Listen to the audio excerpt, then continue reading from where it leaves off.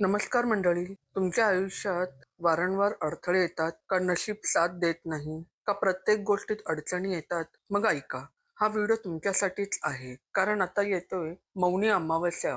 हा एक असा शुभ दिवस आहे जेव्हा आपल्या पितरांचा आशीर्वाद घेऊन आपण आपलं आयुष्य बदलू शकतो. मी आज तुम्हाला सांगणार आहे 5 अत्यंत सोपे उपाय जे तुम्ही घरबसल्या करू शकता. कोणतीही मोठी खर्चाची गरज नाही. फक्त श्रद्धा आणि पितरांप्रती प्रेम. तर मग सुरू करूया. पण आधी एक विनंती आहे, या व्हिडिओला लाईक करा, शेअर करा तुमच्या प्रियजनांना आणि आमच्या चॅनलला सबस्क्राईब करायला विसरू नका. बेल आयकॉन दाबा जेणेकरून अशाच आध्यात्मिक आणि उपयुक्त व्हिडिओज तुम्हाला मिळत राहतील. मंडळी, मौनी अमावस्या म्हणजे काय?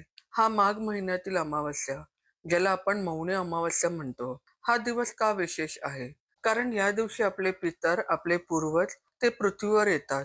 त्यांना आपलं स्मरण होतं आणि जर आपण त्यांच्यासाठी काही करू शकलो तर त्यांचा आशीर्वाद आपल्याला नक्कीच मिळतो. आता असं असतं ना, कधी कधी आयुष्यात सगळं बरोबर असतं पण तरी काहीतरी अडकतं. नोकरी मिळत नाही, व्यवसायात नफा होत नाही, लग्नात अडथळे येतात, घरात कलह चालूच असतं. हे सगळं पितृदोषामुळे होऊ शकतं. पण घाबरू नका, आपले पूर्वज आपल्याला कधीच त्रास देऊ इच्छित नाही. ते फक्त आपलं लक्ष मागतात, आपली श्रद्धा मागतात. आणि मौनी अमावस्या हा तो परफेक्ट दिवस आहे जेव्हा आपण पितरांना संतुष्ट करू शकतो. तर चला बघूया 5 सोपे आणि प्रभावी उपाय. उपाय पहिला, पवित्र स्नान आणि तर्पण. सकाळी लवकर उठा, अगदी सूर्योदयापूर्वीच. जर शक्य असेल तर जवळच्या नदीवर जा. गोदावरी, कृष्णा, भीमा, कोणतीही पवित्र नदी, तिथे स्नान करा. पण नदी जवळ नाही, काही हरकत नाही. घरी बाथरूम मध्ये अंघोळीच्या बादलीत त्यात पाणी भरा आणि त्यात थोडं गंगाजल घाला.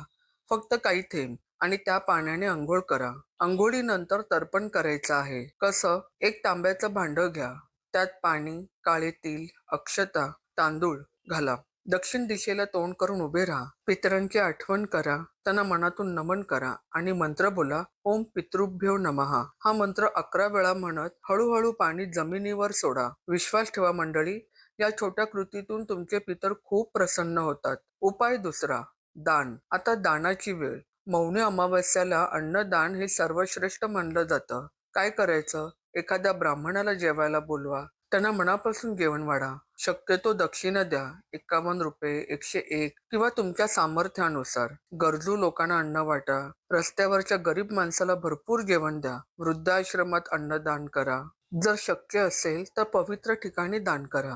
पण लक्षात ठेवा, दान नेहमी श्रद्धेने करायचं असतं, दिखाव्यासाठी नव्हे. 1 रुपया पण जर मनापासून दिलात तो 1000 रुपयांपेक्षा श्रेष्ठ आहे. उपाय तिसरा, पंचबली कर्म. आता हा उपाय अगदीच सोपा आहे पण खूप शक्तिशाली. पंचबली कर्म म्हणजे 5 प्राण्यांना अन्न देणं. कोणते 5? पंचबलीसाठी पहिलं येतं गाय.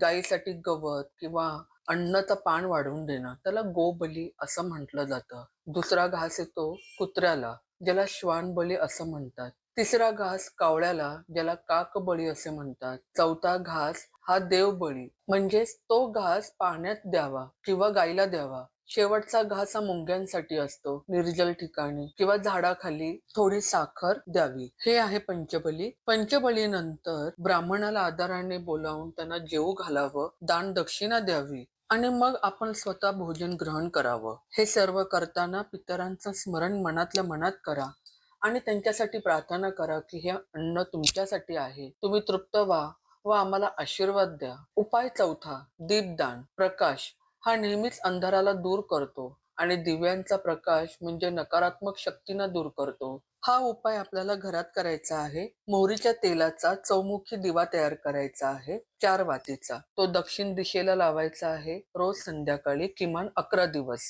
दुसरा उपाय, पिंपळाच्या झाडाखाली. मौनी अमावस्येच्या दिवशी संध्याकाळी तिथे जायचंय आणि आपल्याला एक दिवा लावायचाय. झाडाला दूध आणि गंगाजल थोडं द्यायचंय. 7 प्रदक्षिणा करायची. हा उपाय पितृदोष नाशासाठी अत्यंत शक्तिशाली आहे. शेवटचा उपाय पण सर्वात महत्वाचा, मौनी अमावस्या म्हटलं तर मौन आलंच. तर मौनाचं महत्व आहे. या दिवशी सकाळी किमान 2-3 तास मौन पाळा. फोन, टीव्ही, बाहेरच्या आवाजापासून दूर राहा. एका शांत खोलीत बसा, डोळे बंद करा, पितरांची आठवण करा, त्यांच्याशी मनातून बोला. त्यांना सांगा, आजोबा, आजी, आई, बाबा जे तुम्ही आता नाही, पण तुमची आठवण नेहमी असते. तुम्ही दिलेले संस्कार आम्ही जपतोय. तुमचा आशीर्वाद आम्हाला हवा आहे. आम्ही चांगलं करू इच्छितो, पण तुमच्या आशीर्वादाशिवाय काही शक्य नाही. मंडळी, विश्वास ठेवा. हे शब्द त्यांना ऐकू येतात आणि त्यांचा आशीर्वाद तुमच्यावर नक्कीच पडतो. तर मंडळी, हे होते ते 5 सोपे पण शक्तिशाली उपाय. आता तुम्हाला वाटेल इतकं सोपं काय फायदा होणार? पण सांगते तुम्हाला, सर्वात मोठं तंत्र, सर्वात मोठा मंत्र तो आहे श्रद्धा.